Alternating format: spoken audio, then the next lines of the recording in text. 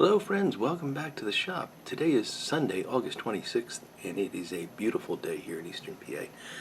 And I am glad to be back. It's been quite a few weeks. I unfortunately had to take a bit of a break. More on that later. I apologize, I did not have an opportunity to sort of give any warning or anything. I just had to disappear for a few weeks. Thank you, a few concerned souls that reached out and got in touch with me. I really appreciate that. But all is good. All is good.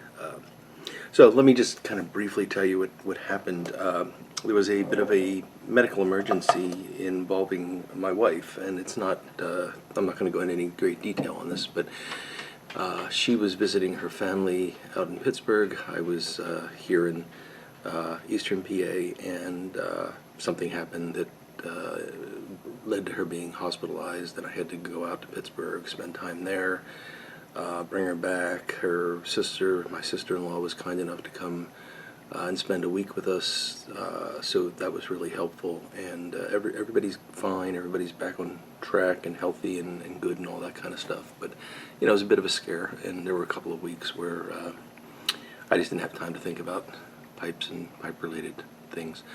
So I'm sure you all appreciate that. Again, to those that reached out, I appreciate it greatly, and you know, you guys, your prayers are always quite welcome. So thank you for that. So back to one other point. I just want to say that you know that I do pipe restoration as sort of a side business, and I'm slow because I typically only get to work on the weekends and only for a couple hours at that. So you know, it's not my full-time job, and my customers are always very kind and patient with me because it does take me time to do the work, but I try to do the best job that I possibly can. And I just want to thank the folks, and you know who you are right now, that I'm working on your pipes, and there was an interruption, and you know, there's now been 3 weeks, close to a month's delay in me actually completing the work. So I appreciate your patience on that, and I am back working on those things, and we'll get them turned around as soon as possible. So thank you all for that. Okay, so back to the fun stuff. Smoking today, although just for a bit, I have, pardon me while I relight it, I have a very interesting tobacco.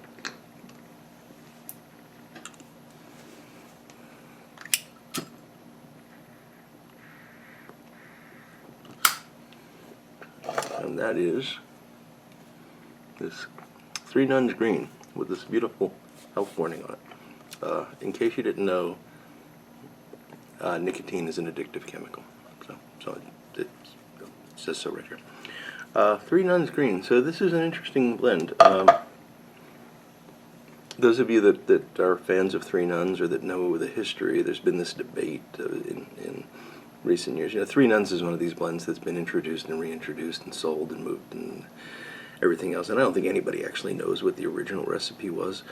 But there's this debate over whether it ever had perique in it or whether it was just dark fired, or you know, some people say that there was a perique topping that was used on it. I don't know. I enjoy Three Nuns. The current incarnation of it, I think, is a very nice combination of dark fired and Virginia, and I just enjoy it. It's one of my favorite tin tobaccos, to be honest. But when this came out, I was pretty excited to try it because I had heard all this about Three Nuns Perique, and I got to say it's quite good. I've actually been smoking it side by side with regular Three Nuns, and this is all modern, current production of Three Nuns that I'm talking about.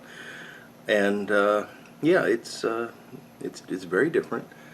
I feel like perique, the perique is definitely there. I'll probably do a video about this in the future, but I just wanted to mention that because it's really, occasionally even McBaron puts out a good tobacco.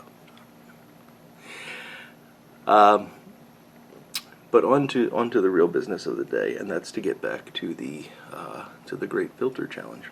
And still have this beautiful Savinelli pipe that is the subject of the Great Filter Challenge. I still have my large jar of, larger because it's dense, of Peterson Luxury Navy Flake. And I have completed the Balsa filter portion of the filter challenge. So, the sort of executive summary of the Balsa challenge is I didn't like them very much. And now I'll give you the reasons why. No, I was expecting the Balsa filters to basically do nothing. I was expecting them to, because of the way they were designed and their cross-sectional area and everything, I was thinking it's going to be maybe a slight decrease in draw, and they weren't going to filter anything because they're not filters, they're just Balsa inserts. And that was partially true. So they did restrict the draw a lot more than I expected, which was unfortunate, and I don't like to have a restricted draw. There are folks out there that and some of them I respect greatly, that say that you should always have a very narrow airway, that those are the pipes that smoke best. I'm on the other end of the continuum. I want a wide open airway. To me, that gives me the ability to tell the pipe how to smoke, whereas the narrow airway, the pipe's telling me how to smoke. But again, there's people that I respect greatly that go the other way, so this is a matter of opinion, and I understand that. But it is something that I'm going to have to always keep in mind as I go through these filters, because right off the bat, if it restricts the airway, I'm not going to like it. So I need to be conscious of that, and I'm trying to give you as much of an objective opinion of these as I can. But there is going to be subjectivity here, and in the end, and I should have said this before I told you I didn't like the Balsa filters. I'm only telling you what I like. I can't tell you what you're going to like or what's right or wrong for you. You've got to try them yourself and see. But I can give you as much of an objective description of the experience as I can, and then my own subjective opinion of them. So the Balsa filters, they restricted the flow, the airway, in my opinion, and to the point where I found it unpleasant. There was a taste that came off of them, and I know that the Balsa filter fans are going to yell at me for this, but I could taste it. It was a raw wood taste that I think as the filter heated, the wood was releasing oils or whatever essences were trapped in the balsa wood. And I'm sure they're perfectly safe and all that, but it was a flavor component that was not part of the tobacco, and I didn't like that. It was a very raw wood taste. And it was just thinner smoke. It was harder to smoke the pipe, but the flavor, other than the addition of this balsa flavor, was okay. Now, I thought, well, okay, a second attempt will be better because that wood flavor will have burned off, if you will. Or, yeah, that's close enough. And I would be able to experience it without that. And so I tried, I set, as I often do, I set the pipe aside for a few hours. And then, against the advice of many of you, I repacked it and tried to relight it without taking the filter out. I did that because that's how I smoke pipes. I'm one of these people that will usually smoke one pipe a day. I've cut down quite a bit, but I probably smoke between 3 and 6 bowls, depending on it's a weekday or a weekend. And I'll usually have one pipe that I use during that day. I know it's anathema, but that's what I've been doing for 30 years, and I've never had a pipe fail me. So the idea of taking the pipe apart and drying off the filter, and it just doesn't make sense to me. So I was going to just try it the way that I smoke pipes, and it was a miserable failure. I could not get the thing lit. The draw was completely blocked, and I'm assuming that's because the thing absorbs moisture. It probably swells. When I repacked, there was probably some tobacco in the airway, whatever. But the fact is, I could not get the second attempt to light. So a couple days later, I got the pipe out and put a new filter in and tried it again, and the results were the same. I could taste the wood. There was just less smoke, less harder to draw. Overall, I don't know why you would use them. That's my opinion. Now, did it work as a filter? Well, that's an interesting question, because, and we're going to get into this as we go along, but, you know, what does it actually mean to work as a filter? There was certainly, it was wet, and there was goo on it, and it was dark, so you would think that it worked as a filter. But is that what filters do, or was this just blocking stuff? Well, I guess what filters do is blocking stuff, but was this just taking a proportion of what was passing through? Or was it actually selectively removing things that you didn't want and allowing the things that you did want to get through? It turns out, and again, this is opinion, but I'm going to try to back it up later on with actual science. It turns out that there is no such thing as a filter that can selectively just keep the bad things out and let the good things through. Any filter that you use in a pipe is going to be just cutting out a proportion of what you're getting, and you're still getting the same mixture of stuff, you're just getting less of it. And that's what happens. So yeah, anytime you put something in the airway, the moisture is going to condense, you're going to be pulling solid particulates out of the smoke with the moisture, and it's going to look like you've filtered out a bunch of tar and whatnot, but actually you're just taking a portion of the smoke away. That's what stingers do too. You know, so the Balsa filter really is nothing more elaborate than a stinger would be. It's doing pretty much the same thing, it's just not made of metal.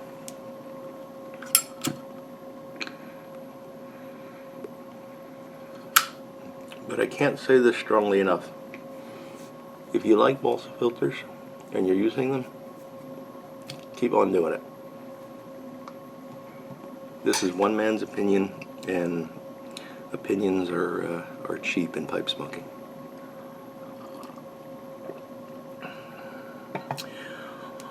Alright folks, so now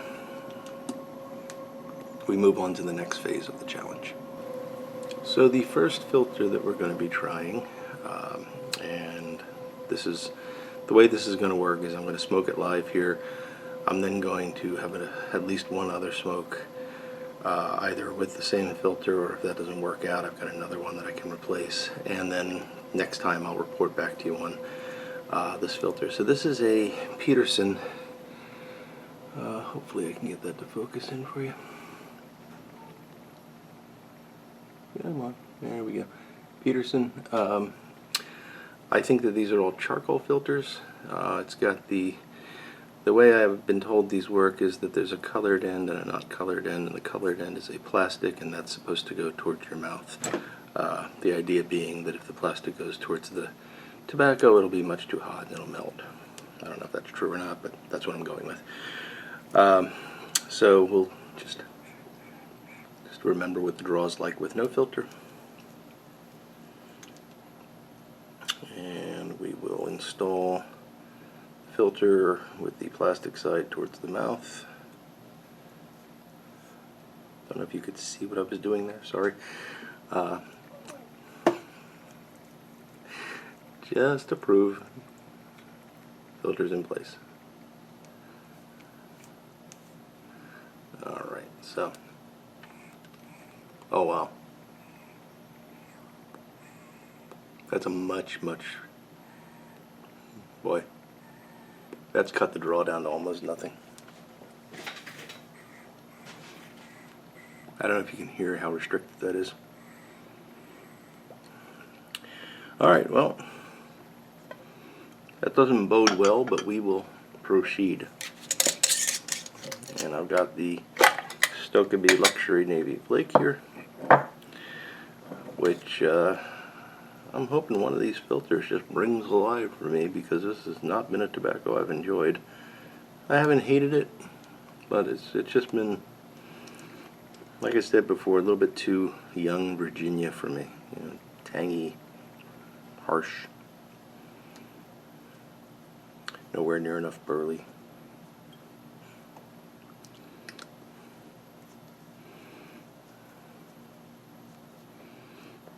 It's a pretty tobacco though, and the flakes rub out really nicely.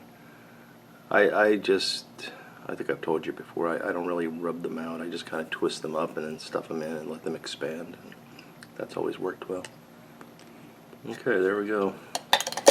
Now, I was careful at the beginning to make sure that I didn't, because I knew this was going to be a problem. I didn't really pack hard down at the bottom, because if this was one of my other pipes without a filter in it and I had packed it, I would now be taking the tobacco out, because that feels for all the world like it's blocked. But it's that filter. Okay. Here we go. Contact.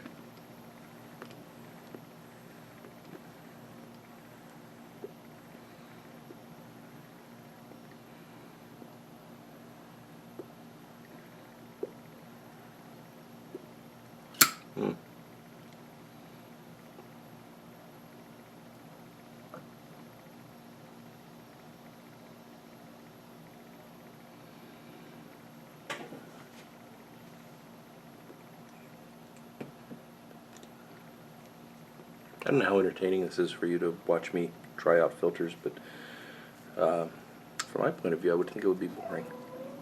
Anyway, I hope you're not bored. I'll get the second light and then I'll talk.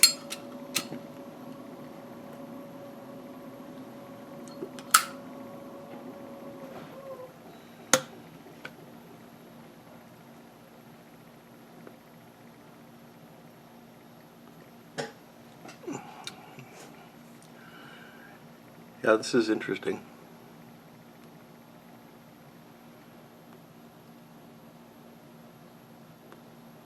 So on the initial light, I got a hit of a flavor that was not something I would normally associate with this tobacco. It was almost a cinnamon note.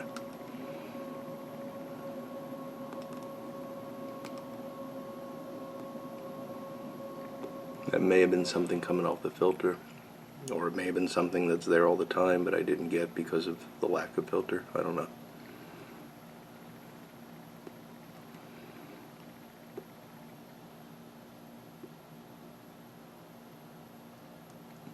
But once that passed, and it passed very quickly, I'm left with much the same, just less of it.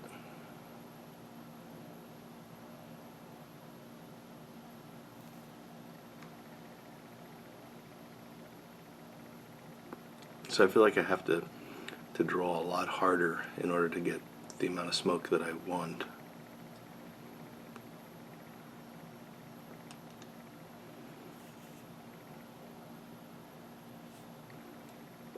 And I can't say that the smoke is any cooler or drier, it's just thinner.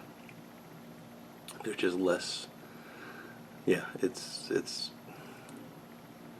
better than the Balsa filter. I'll give it that. It's a lot better.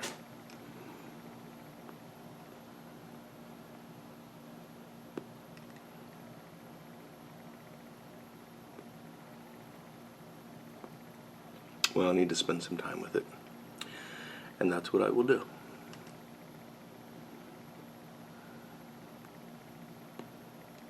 So I'll give this a few more smokes. I'll finish this one up, and like I said, I'll try to reuse the filter. If that doesn't work, I'll go switch to the new one. And when I get back, I'll update you all on the Peterson filter, and we'll move on to the next one. There's 4 in total, including the Balsa filter, so we're 2 down, 2 to go at this point. Well, we will be by the next video. So, hope you're enjoying this. I'm certainly enjoying trying them out, and I'm trying to be as unbiased as I can, but I have to admit, after the Balsa experience, I'm a bit pessimistic that it's going to be possible to put anything in the airway without making me unhappy. But again, that's me, not you. So, see, even with that constant drawing, this is going out now.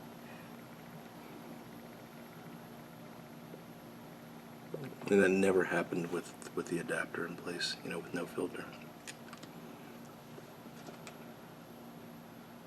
It's coming back. Okay. I avoided the relight. I'm happy. Anyway, folks, this is running quite long, so I'm going to let you all go. Hopefully you'll be seeing me more regularly now, but life is a bit odd these days, so I'll be here as often as I can. And again, to the folks whose pipes I'm working on, I am working on them in earnest now, and I will get them back to you as soon as possible. Thank you for your patience. Thank you all for taking the time to watch. Thank you for subscribing, for liking, all that good stuff. I really do appreciate it.